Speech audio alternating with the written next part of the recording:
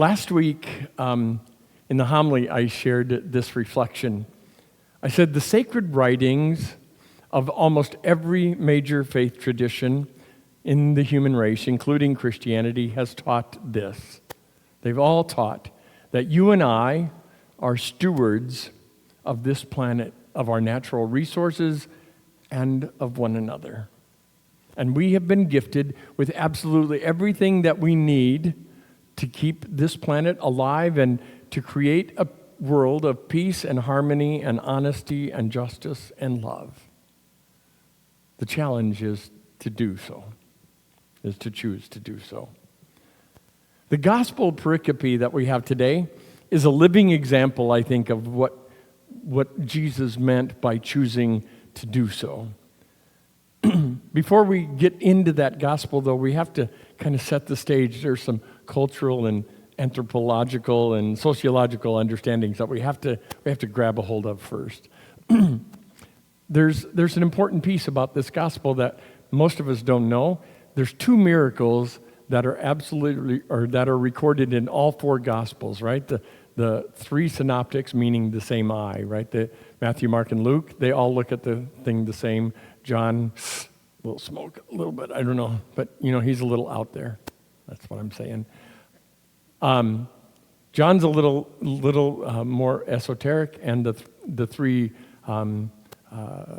synoptics all look at it with one eye. And all four Gospels have just two miracles that are recorded in all four of them. Usually they're recorded in three. Two of them are recorded in all four. And that's the resurrection of Jesus and the feeding of the 5,000. It's kind of unique that miracle is recorded in all four. It tells me that there must be something inherently important about that gospel and about our understanding of it.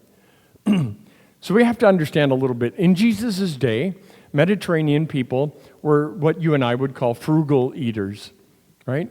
It was out of necessity more than what it is today. Today we have access to all kinds of food, and they do as well. But in Jesus' day, they didn't. Everything had to be made by hand. Everything had to be made that day because it would rot if it didn't. And unless you had dried fish, right, that was salted and very, very, very little meat that was ever had. Bread and wine were actually extremely important in Jesus' day. Bread and wine were bread was the one thing that people lived on, pretty much. If you were poor, you had barley bread, and if you were rich, you had wheat bread.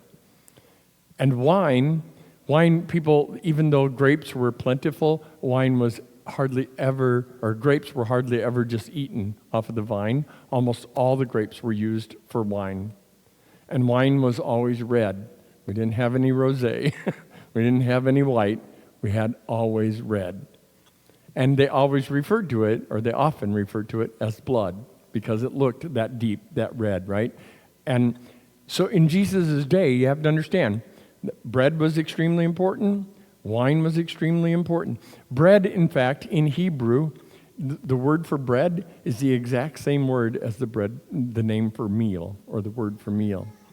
And that word, actually in Hebrew, is lachem. Now, most of you would say, well, okay, take the junk out of your mouth. Lachem. Lachem in Hebrew, if you might notice, if we just add something to the front of it, Bethlehem. Jesus was born literally in the house of bread, right? Or the home of a meal. It's kind of interesting that's what Scripture has for us to reflect on. Also, you have to understand that bread was so sacred that if there was any left over, the size of an olive or bigger, it had to be saved. It couldn't be wasted. They would gather it together. Hence, Jesus gathering 12 baskets, right? All the pieces were gathered. It was never wasted. And wine was used because dysentery was plentiful, because the wells often contained bacteria. So what they would do is they would mix wine with the water in order to kill the bacteria and keep themselves healthy. That's how important wine was. It literally was the stuff of life, right? They had to have it, and they had to have it to live. They kept wine, usually in tall jars. Now, if you remember when Jesus washed the feet, remember they said it was in tall jars? They kept that in tall jars, or they kept it in wineskins that were made out of goat skin, and they had a wooden stopper. One of the main things that we do in the Eucharist is some of those same things. We mix water and wine together, right? So you can see all this Eucharistic theology that comes through just this one reading. But we get to the point that when they were traveling, you would always take with you bread and wine and some type of protein, either fish or you would take nuts, right? Fish or almonds usually, right? If you were traveling, because number one, it provided for your meal because you probably weren't going to make it back home, to prepare a meal. So you'd have to have that. Or if you got into a real jam, you could use it as a bargaining chip, right? If you got in with bad people that were going to hurt you or something, you could offer your bread, your wine, your protein to get out of that jam. So you always had those three things. Holding all of that in our mind, sometimes I think that we're a lot like Philip in the gospel.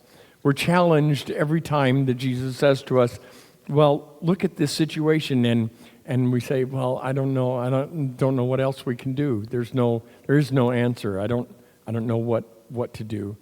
And we concentrate mostly in our lives on what we don't have, right? We concentrate on what we don't have rather than what we do. But I believe the fundamental lesson of this gospel is this, that everything in life is a lesson of possibility. A lesson of possibility. It may not seem like there's a solution. It may not appear that we can find one, but if we believe deep enough and long enough, we will. And I believe that's exactly what Jesus did. With the 5 barley loaves and the 2 fishes, what Jesus did was he invited everybody to sit down. He took those loaves and he broke them.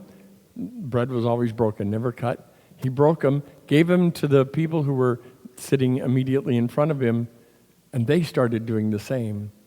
So everybody gathered on that hillside. It wasn't as if those 5 loaves became, they did, but they did so because everybody else chose to share theirs as well. They had more than enough. They had 12 baskets more than enough. It's what Jesus is teaching each and every one of us. We have enough grace in our lives. We have enough gifts in our lives. All we got to do is activate those gifts, and we could transform the world. But again, it's a choice. We have to choose to do it. I don't know if you remember being in grade school, and I'll shut up in a little bit, but this is really important. If you were in grade school and you signed up for music class, right?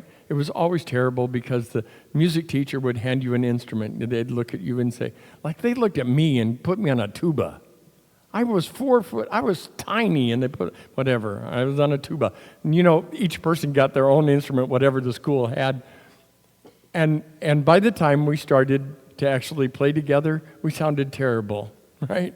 I mean, because you took your instrument home, you tried to learn the stupid thing, and then you get together and the music teacher would say, okay, ready? And do that, and then everybody blast out their thing, and oh my God, it was just painful. And we went to those concerts together, right? But the fact is that every gift like that, God gives us a gift, and every gift is raw, and we got to keep working at it. And just like that musical instrument, if you keep playing it long enough, and you keep listening, and you begin to listen to your neighbor, and you begin to look in and trust the music, and you trust the conductor, and you trust all of that happening, pretty soon by the time you get to high school, you make some pretty awesome music together, right? You make some pretty awesome music together. We can do the same thing with the gifts that God has given us. We can make some awesome gifts together. I believe actually that every one of us have been given an instrument, Teddy included, right? Every one of us has been given an instrument, and God has given this church a song to play. And maybe we're still trying to figure out what our instrument is. Maybe we're learning how to play it still. But my hope and my prayer is that each and every one of us could learn that we can truly become an orchestra. We can actually make beautiful music to be enjoyed by the community and by the world if we choose to. That's the community that we welcome Teddy into. It's a community that keeps learning and listening and growing, even to voices like Teddy's that haven't yet spoken clearly although I did hear him say water. I can assure you, my friends, the gospel has much to continue to teach us, and we have much to continue to learn.